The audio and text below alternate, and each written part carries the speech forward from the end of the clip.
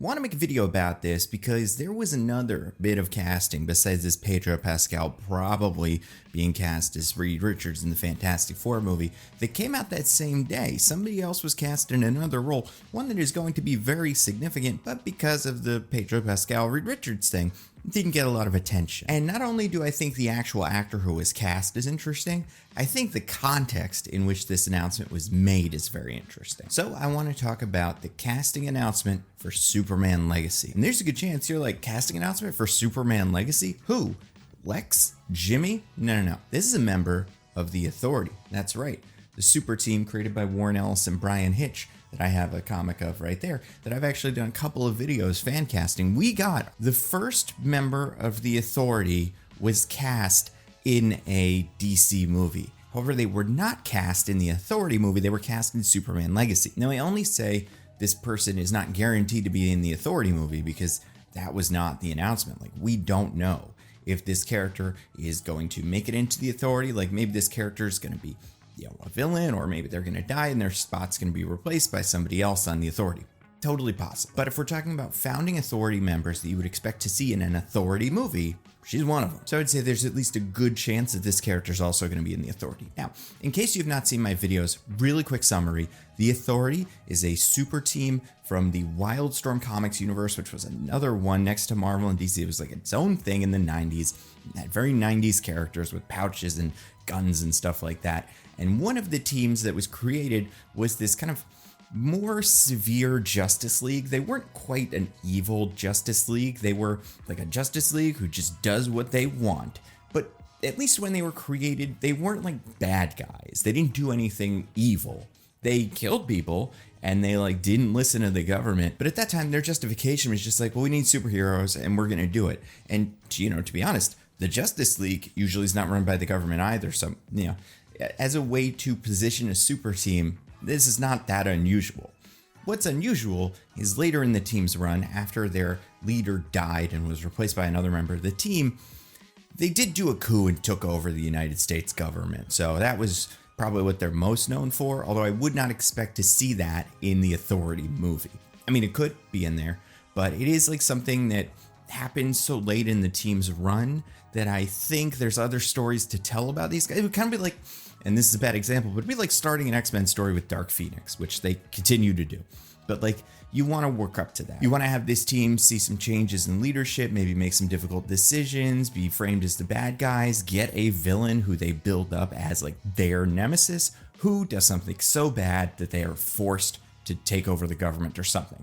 Like, I'm not saying that that's what will happen. I'm just saying that's how I'd kind of expect that to play out over the course of a couple movies. Now, there have been rumors for a while that the Authority are also going to be in Superman Legacy. I don't know to what capacity that is true. The original rumors pointed to them being the antagonists of the movie. But after these rumors circulated, James Gunn went on social media and said the Authority will not be in Superman Legacy. Some people said, well, I guess that means these rumors that these characters won't be in the movie are not true. I have a feeling what that means is when these characters are in this movie, they will not be the Authority. Like, if they do show up and get introduced in this movie, I think there's a good chance by the end of it, they'll decide to form their own super team or something. That's just a guess. I don't know very much about the plot of this movie, but let's talk about Angie. One of the founding members of the Authority is a character named Angie Spica, who is known as the Engineer. She's actually the second Engineer, kind of like how Ratcatcher is Ratcatcher 2. In comics, a lot of the time, a character just takes up the mantle of another character, and it's just like, all right, I guess you're the Engineer now. The first Engineer was like a guy who built a lot of cool nanotechnology stuff and then got assassinated by evil Nick Fury. After he died, or maybe right before, he transferred all of his nanotechnology information to Angie, who was already like a brilliant scientist. And she perfected that technology and then took out all of her blood and replaced it with this nanotechnology, which means her body is full of this liquid metal kind of nanomachines that look like the Terminator in Terminator 2 and kind of function like Iron Man's armor in Infinity War or Endgame, where it can kind of materialize whatever she needs. However, unlike Iron Man's armor in Infinity War and Endgame, Angie's is seamless. It can do anything. It doesn't look like, I think the thing about Angie that's interesting is she doesn't look like Iron Man. She doesn't look like she's wearing an Iron Man suit. She looks like an alien. Like it's just like you'd assume she has silver skin and can fly and can turn her arms into guns until you find out, oh, she's the Engineer. This is all technology stuff. And she can, like I said, turn her arms into guns, make big jet boots, and all kinds of cool stuff. She can also interface with technology. She can make doubles of herself using this nanotechnology blood. I think she's the character that drives their ship because it's so complicated. She's the only one that understands it. Although now that I think about it, Swift might also drive the ship. It's one of the things she does. So the casting news. This is like 6 minutes in the video. I bet you're like, okay, so like who is it? So we learned María Gabriela De Faría, an actor who I was not incredibly familiar with. I don't think I've seen anything she's been in, but I've watched a couple things she's in by now, so I think I kind of have a sense for her. She is going to play Angie. She's in her early 30s, which is where I would put Angie. On her Wikipedia page, she's listed as a Venezuelan actress and singer of Portuguese descent. So I'm not sure exactly what that means, but I do think Angie is one of those characters that is sort of like ambiguous in terms of her ethnic identity. And certain people said, based on like where she's from or how she's drawn, people think she might be this race or that race, but I would say it's definitely not something that's a huge part of the character. Like, you don't know this about the character. For example, there were some leaks that I guess turned out not to be true of characters in The Authority who they were going to be played by, and the engineer was part of that leak, and she was going to be played by Keke Palmer. And like, I think that's reasonable too. Like, I think anything's on the table here. My pick for Angie was Adria Arjona from Andor and also Morbius. I still think she would have been great for this. Around the same age as Maria, so at least I'm on the right track there. I've seen her in two things so far. I've seen her on this series Deadly Class, based on the comic by Rick Remender and Wes Craig, which was like a school of assassins all, you know, having school problems and then also assassin problems. I remember reading some of that book and kind of enjoying it. I never watched the series, but she plays a character named Maria also, who is an assassin. The vibe I got from her character, she was very kind of troubled. She had a lot of complicated relationships. Character was bipolar, apparently. And she also did a bunch of cool fighting and stuff like that. Everybody in that show did. I think that's a good sign, first of all. She's in an action movie. I know I expect most of what the engineer is going to do to be like CGI and stuff like that. But like, if she needs to do some wire work and stuff like that, I would imagine she's up for it. The other role I'm familiar with her from is Camilla on the show Animal Control. She plays the girlfriend of one of the characters. I have not watched the show besides the clips that she is in. And I think this character is a great Angie kind of audition. I think, based on what I've seen, and it's kind of spoilers for Animal Control, there's two characters that have that will they won't they thing in this office, and then they're about to get together, but then one of those characters, X, Camilla, shows up and kind of throws that into chaos. The way she's played in the show is she's very warm, she's very nice, she's like upbeat, friendly. She's one of those characters where characters want to dislike her because she's like the ex-girlfriend that's coming back into the picture and ruining your chances with this guy, but she doesn't do anything bad. Like, she's just nice. I think that is a really good Angie trait, because Angie is not only very smart, and she is a member of the Authority, so like, she's kind of an authoritarian and she'll do a murder and stuff like that, but out of the 7 members of this crew, by a mile, Angie is the most likable. Like, she is the friendly face. She gives you like a hot cocoa and a blanket after the big emergency. So I think we needed somebody to play Angie who can be bright and friendly and everything like that. So overall, for this character, I think Maria is a good pick. It is very interesting that it is announced that she is in Superman Legacy, but the announcement itself was also kind of interesting because this came from Deadline, and this was like an official announcement. The Deadline article describes her this way. Her character is Angela Spica, aka the Engineer, part of the Warner DC Flicks villain team.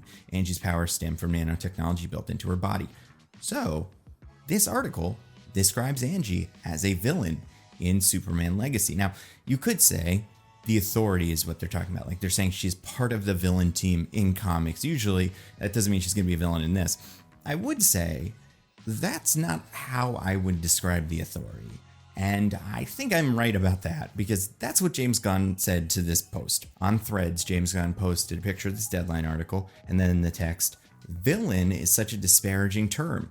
Welcome to the DCU, at the Faria, who is not only a wonderful actor, but she laughs in person even more than she does on her Instagram feed. Hashtag the Engineer, hashtag Superman Legacy, hashtag DC Studios." So that leads you to believe, hey, maybe they won't be the villains, maybe they'll be anti-heroes. Heroes that Superman can compare himself against, like, oh, these guys are kind of authoritarian, they do murders. I'm not going to be authoritarian, I don't want to do murders. That makes complete sense, especially considering kind of where Superman is in the public consciousness and in relation to a lot of these other characters. Like, they've talked about a lot this idea they want a brighter, hopeful Superman. So I think I've thought this for a while. A really easy way to do that is to add some anti-heroes to your movie. Anti-heroes who do all the stuff that Superman would have done in a movie where he snaps necks and stuff like that. Like, you've got those guys, and then Superman gets to look at them and go, not today, I'm Superman, I'm good, and I don't do that, right? Like, that makes a lot of sense. In fact, that's basically my pitch for Man of Steel 2 / Superman Legacy, which was kind of the same thing, like this hard reset on the character. And in my version of that story, Superman came up against the Elite. The Elite are basically DC's version of this team, the Authority. Like, a couple of years later, they realized they wanted to tell a story like this where Superman fights the Authority, but they didn't have those characters, so they made 4 characters that are stand-ins for some of the main Authority members, right? You have a woman with wings, a guy who does magic and is a substance abuser, a badass smoking like guy with a big Union Jack, and nobody can tell him what to do because he just does what he wants. My pitch was basically based off a very, very important Superman issue called What's So Funny About Truth, Justice, and the American Way that was kind of adapted into that cartoon movie Superman vs. the Elite. And looking at the way Angie's described here, I think there's a very good chance that's what we're getting. Like, the members of the Authority are going to form the team in this movie and be this, Justice League who kills, and Superman is going to look at them and go, I am not like them. This is who I am.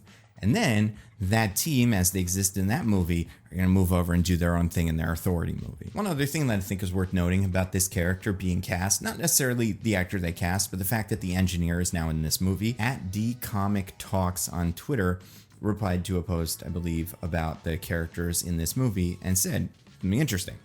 Every hero cast in Superman Legacy is a legacy character who is attempting to follow on a previous versions of their characters. Pretty clear to see why Gunn picked these characters. Now, I think that's somewhat true, right? Obviously, Superman isn't necessarily that. Metamorpho is not necessarily that. But Guy Gardner, 3rd or 4th or something like that, Green Lantern, like the Green Lantern that had to measure up to Hal Jordan. Hawkgirl, especially this version, is the Hawkgirl that came after Shayera Hall. And there's also a legacy of Hawk people. I think, listen, I don't really know everything that's going on with Hawkgirl, but Mr. Terrific was an old school Justice Society hero that Michael Holt modeled his whole deal on. Like, the original Mr. Terrific had a big fair play symbol on his shirt, and then Michael Holt puts that on the sleeves of his jacket.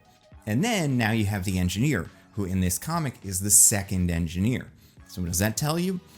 I think that means we're probably going to get the Doctor. He's the other legacy character in the Authority. Everybody else in the Authority is like the first version of themselves. Unless, instead of Jenny Sparks, we get Jenny Quantum, who is the replacement of Jenny Sparks, because Jenny Sparks dies in the year 2000 because she lives for 100 years starting in 1900. So then she's replaced by Jenny Quantum, who is like a younger kid. I don't know if that would quite work. I think what they're doing, they need an adult to be the leader of this team. And I think what they'll probably do, and I've not heard them say this, but is use the Elite's leader, Manchester Black, and just have him be in charge of the team, because he is a really good Superman villain. But these are all things that we will learn, we'll get more clarification on soon. I do think, A, this actor, Maria, seems like she'll be able to fill this role very well. And then B, the way this character was introduced in their announcement as a villain in Superman Legacy, and then James Gunn kind of changing that a little bit. I think that says a lot about how this character is going to work into the story of this movie. And yeah, I think we might get What's So Funny About Truth, Justice, and the American Way, which, if you want to see a pitch for how a Superman movie based off that story could work, there is one on my YouTube channel, Nanto V Movies, that is my pitch for Superman Legacy. So I would say go watch that and let me know what you think. One more thing here. The timing of these is tricky, right? Because this came out the same day as the Pedro Pascal, Reed Richards stuff came out. Now, I don't think DC and Marvel compete as much as people would like them to believe. I think there have been times, especially with the comics, where the two companies were a little bit more antagonistic, but I don't know, it just doesn't seem like how things are now. But I will say, I bet James Gunn for this, it's tricky, right? Because you could announce all the rest of the Authority members on Friday, and then Friday afternoon, all the Fantastic Four gets announced, and just like with the Engineer, everybody kind of forgets about this James Gunn announcement. Now, maybe you don't want these announcements to be huge news because you don't want people to really think about, oh, wait, why are they in this movie? Aren't they supposed to be bad guys? And then, putting this all together. I do think they've got one more big card to play over at Superman Legacy, which is the Lex casting, right? Like, I think we will get a casting for Lex along with some of these other characters, so that even if more Fantastic Four casting or like other characters comes out, they won't be completely buried by that. That's just a guess, but I think it's interesting because we're out of the strike and a lot of casting announcements are going to happen. I have a feeling these companies want to be relatively strategic with how they place these so that they're able to get the maximum amount of exposure, get people excited about this movie. Because frankly, seeing the engineer, that gets me excited about Superman Legacy, like of what this movie can be and what story James Gunn has decided to tell. So I'm very excited. I'm sure I will make videos about this when they announce the rest of the members of the Authority. So stay tuned for that. Like, subscribe to this channel and all that stuff, and I'll see you around.